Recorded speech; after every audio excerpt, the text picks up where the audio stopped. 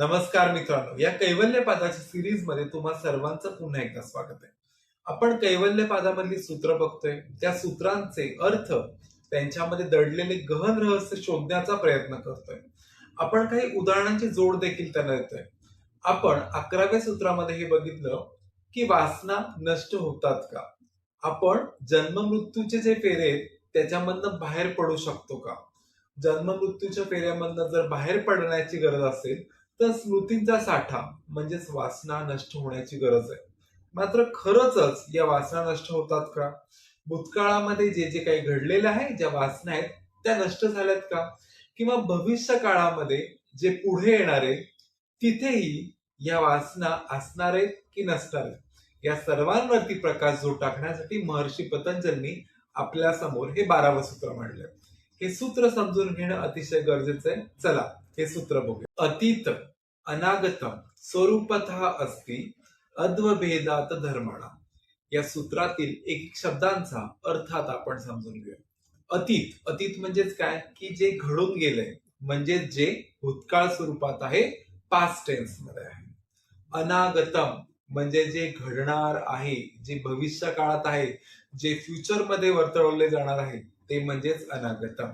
स्वरूपतः जे स्वतःच्या मूळ स्वरूपात असेल असे आहे ते. इन रिअल फॉर्म आपण त्याला म्हणू शकतो. अस्ति म्हणजेच काय तर अस्तित्वात आहे, जे एक्झिस्ट आहे ते म्हणजेच अस्ति. अद्वभेदात म्हणजेच मार्गात ज्या ज्या काही अवस्था असतील त्यांच्यामध्ये जो भेद आहे, त्यांच्यामध्ये जो वेगळेपणा आहे तो म्हणजेच अद्वभेदात. शेवटचा शब्द आहे धर्माणा. म्हणजेच काय तर पदार्थ असो किंवा वस्तू असो यांचा धर्म इथे लक्षात घ्यायचा आहे. मग प्राणी धर्म म्हणू शकतो, मनुष्य धर्म म्हणू शकतो. आपण ह्या वस्तू पदार्थांचा धर्म लक्षात घ्यायचा. एकंदरीतच या सूत्राचा अर्थ जेव्हा आपण लक्षात घेतो तेव्हा वासना नक्की कुठे जातात, त्या नष्ट झाल्यावरती त्या नाहीशा होतात का?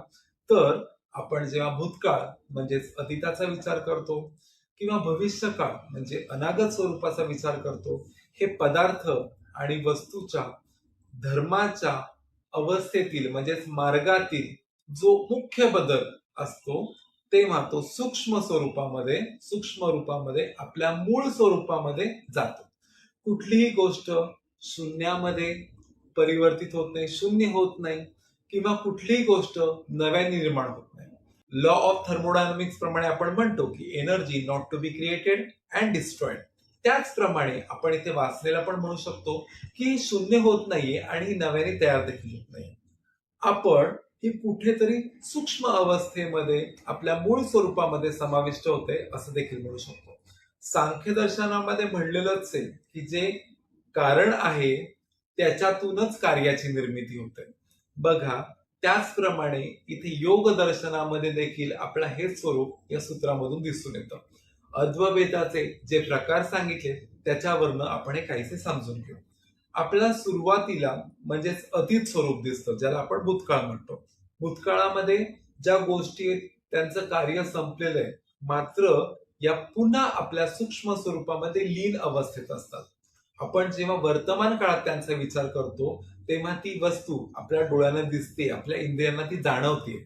म्हणजे सध्या ती प्रकट आहे, आपल्याला दिसते आहे, आपल्याला जाणवते आहे. आणि भविष्यामध्ये म्हणजेच अनागत स्वरूपामध्ये पुढे ती अदृश्य स्वरूपात आहे, अप्रकट अशी स्वरूपात आहे, अव्यक्त आहे.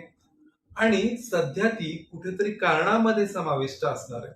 त्याचे कार्य हे भविष्यामध्ये कुठेतरी घडणार आहे. एकंदरीतच ती शून्यामध्ये समाविष्ट नाहीये आणि ती पुढे जाऊन असणार आहे असं आपल्या या सूत्रातून समजतं. या सूत्राचं एक उदाहरण जर घ्यायचं झालं तर सुरुवातीला आपण दूध बघतो.